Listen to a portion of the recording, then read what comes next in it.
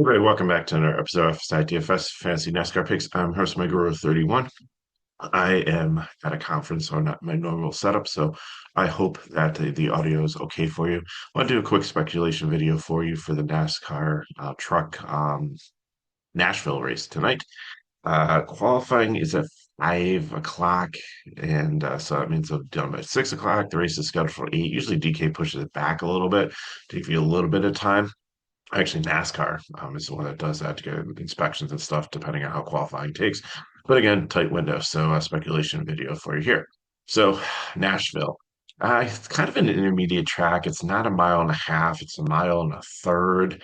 It's concrete. The most similar track is Dover, but unfortunately they haven't run on Dover this year, so I can't really compare to that.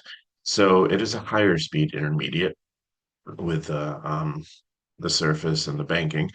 So comparison tracks would be Atlanta, which is more almost a super speedway, but I threw it in there as a little bit, and then I heavily weighed in my model Texas and Charlotte as where I'm looking for like results. So they just had Charlotte, so not completely apples to apples, but for speculation videos, something good enough. If you look back last year, it was one of the most boring races ever. Christian Eckes led all 150 laps from flag to flag. So amazing. But for DFS purposes, if you didn't have them, then so it was obviously a one dominator race. I think you're looking at 1 to 2 here. And let's just go through the field and I'll give you my thoughts on each driver as usual. So first off, we have Corey Heim. It's always been like the head of the class this year in the Truck Series, multiple wins, always in competition. Unless he could have won a couple more if his like was a starter at the one race. Homestead just kept on kicking off. So he usually qualifies pretty well, and if he doesn't, then he becomes a prime play because he'll be a dominator eventually. But I think he's like what you're looking at is your primary dominator here. Enfinger, I think, is also one to look at. Has led laps in these comparison tracks, and second in Charlotte, 10th in Atlanta. A little bit of issue at Texas, but we can kind of write that off. So I think he'd be a second dominator. Daniel Hemrick is in the truck that won last year here and completely dominated. 16th at Atlanta, but again, wasn't weighing that too much. But second at Texas and 8th at Charlotte has qualified pretty well too. So I think he's going to be a decent, if he's not a main dominator or an upside dominator, I think he makes a really good 20K pick. Ankrum, uh, solid Atlanta, Texas. Charlotte 12th is still respectable, and I think he qualifies usually close enough to the top to be considered a dominator. Caden Honeycutt has been, besides the 32 at Texas, sixth at Atlanta, third at Charlotte, has run really well at these tracks, has qualified really well. So I think you got to consider him a potential upside dominator also. And Garcia has led some laps here also in these races, ninth at Atlanta, 11th at Charlotte, 21st at Texas. But again, take that out of the set, and everything else looks pretty good as like a GPP dominator play. Caruth, again, throw Atlanta out, third at Texas, ninth at Charlotte, has looked good. Qualifies usually a little further on down, so I don't think if he does qualify up in like the top five, he might be an upside dominator or a dominator, depending on how he looks at practice, if he's like starting at the one or two position. But I think he could be a solid cash play here. Mos Mosiak, I think, is probably a decent driver and a decent truck. But if you look at it, 25, 22, and 12, Charlotte shows some promise there, but not enough consistency for me to be cash.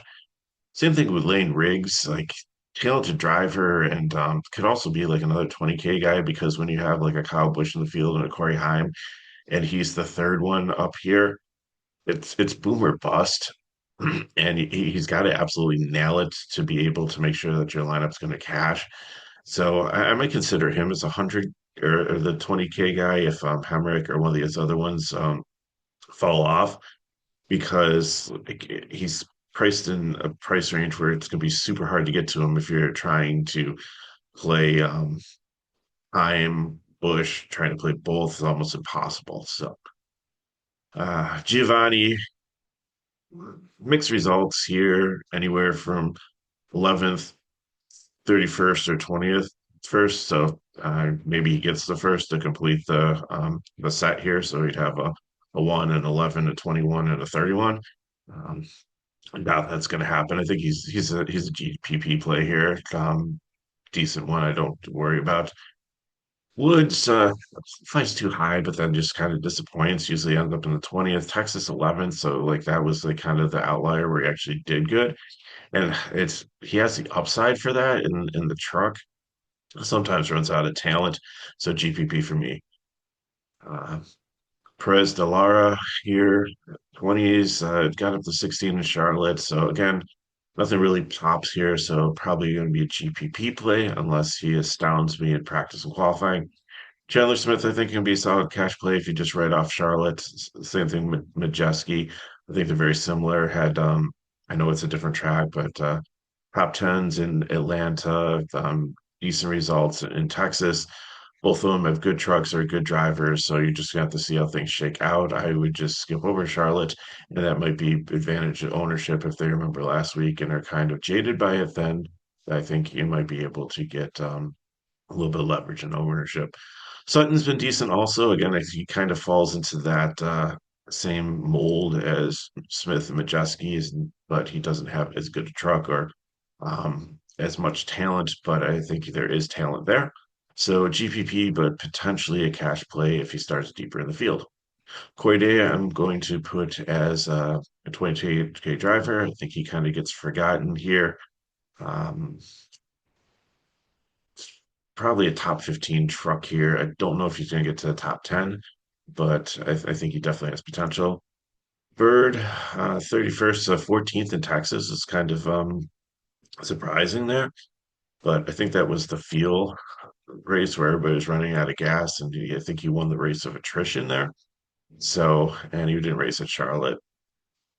5,400, probably GPP if he starts further on down, but if he starts up this high, it'd probably be a fade. Swalich, not good at Atlanta, not good at Texas. He wasn't in the truck at Charlotte, so we'll have to. I don't know. There's talent there. It's a good truck. There's upside, but it just in this format on these tracks, I just haven't seen it. So unless again he's astounding in practice, I'm probably not going to be playing much of him here. Rhodes, I think, has the upside to be a prime, seventh and sixth. Charlotte, a little bit disappointing, but and the season's been a little bit disappointing, but that's reflected in the price. You're getting a really good truck here from Thor Sport with a really good driver who's won championships, and he's only 7,600. I don't think he's past his prime by any means. So I think that he's definitely one that can be in contention. Crafton, I have as a GPP just because, and the seventh at Texas, like he's just not had as much upside. And again, I don't think he's past his prime either, even though he's significantly older than Rhodes. But I do have some concerns. I've been playing him a lot from the back, and it just hasn't been working out. He um, killed my lineup last week. I would have had the nuts, but I had him in it instead of Matt Mills, and just that one thing would have taken down a GPP. So maybe I'm a little bit jaded on Crafton, but I do like him. I do respect him. I do think he's playable, but I don't really know if I trust him at cash. Friesen has been solid all season. Texas is kind of an outlier. 13th at Charlotte, head speed at Atlanta. He's been looking really good, so we'll see where he ends up in the lineup. But he potentially is, as I look at the field, is someone I would probably consider a prime play. Ranger, she starts this far forward is an absolute no, but she's been solidly finishing around like 25th. So if she starts below 25th at 5,500, I think she's got some upside there for a little bit of place differential. Matt Mills has been solid. I think he can be a cash play here in the three comparison tracks. His lowest finish is 20th. He usually qualifies somewhere around 25th. So there's five place differential points with the potential for maybe 10. So I will definitely take that. Curry's got to be a prime play here. Fourth, eighth. He didn't run the truck at Charlotte. It was Ross Chastain, but the truck still finished second. So I think at 6,900, unless he like qualifies egregiously high, he's one that you really have to take a look at here. Spencer Boyd, I think, is in play here also kind of quietly. 24th is worst finish, but in 19th and 15th. So there's definitely some upside there for cash. Finance, or Fenhaas, 14th, 18th, 27th at Texas. I think there's some upside there at 6K.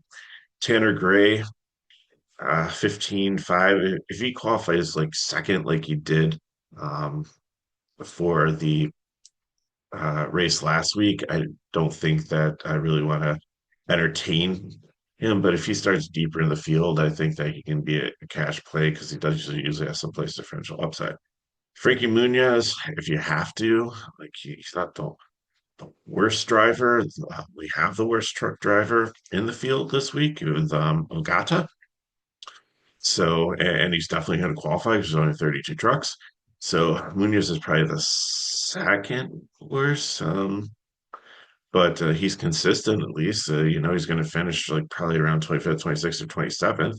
So if he starts like dead last, which is probably not because I would probably, if there was a bet for who's going to start 32nd and finish 32nd, Ogata would be my man. Um, so like Munoz, I don't think you really need him. I think you can probably find a 300 more for Brenninger, who's a little bit better, or Tomasomi, who I have here at as a 20K guy who's had consistent 18s from this truck. It was driven by Josh Reaume, but the truck definitely has some upside, and he in the races he has raced has shown a little bit of upside. So I think that if you're not playing him as like in the 20K GPP, that he potentially could be a cash fill in for you if you need a punt, but hopefully you don't need to get down this low. Green, mixed bag, 32nd, 19th. Like we'll have to see how that shakes out. Like if he looks super slow in practice, then he's going to go down multiple laps. Then I wouldn't play him. And then Ogata has just been like a human yellow flag. If I could bet an over and under on like how many cautions he causes before he's out of the race, I would set it at 3. So I would definitely not be playing Ogata. Um, here. So hopefully that's a little bit of help. Again, like it's probably Corey Heim is who we want, and probably 1 to 2 dominators. But again, it could be a one dominator race. It's the type of track where if you get out there in that clean air and have the strong truck, like unless you screw up on pit road, like nobody's going to catch you. So I got for you. If you have any questions, put in chat below. Hit me with Muguru31 on Twitter/X. If you want more information on FSI DFS, go to the description of the video. I will have the final sheet there. It's really cheap. It's $5 for the whole weekend. There'll be another Xfinity race where I'm gonna have to do the speculation video for it also. So if you want the true data, then everything's in there. And we've had some great talks in chat. Um, there there too. So it's been fun. But also said if you get want to just get into the FSI Discord, the link is on our website. Also, there is a free NASCAR pool in the Discord that we used to use for something else, but I've had open it up for free for people to go in there, and I've been answering like NASCAR questions too, so you don't have to pay for the service. I'm not going to give you all the stuff that I do to be fair to the paying customers, but if you are stuck on some things, like maybe I'll throw out, okay, like last week I think I threw out like, okay, here's the what the primes changed to after qualifying, just to kind of help you move on. So that's free also. I'm here to help, but we need to keep the lights on too. So thanks for watching. If these videos help us back, like, subscribe to our channel, and share with your friends. And I will see you hopefully later on this evening or early tomorrow morning for the Xfinity video. And we'll definitely have Cup, and we'll definitely have the Cup and the weather looks good in Nashville. Like even though there's some like moderate risk for like severe storms, like tornadoes, like hail and stuff, I think it's going to be isolated. And by nighttime, I think we're going to have some 3 like really good weather situations for the race. So looking forward for it. So thanks for watching. Good luck in your contest. Hope you have an amazing start to your weekend. I'll see you next time.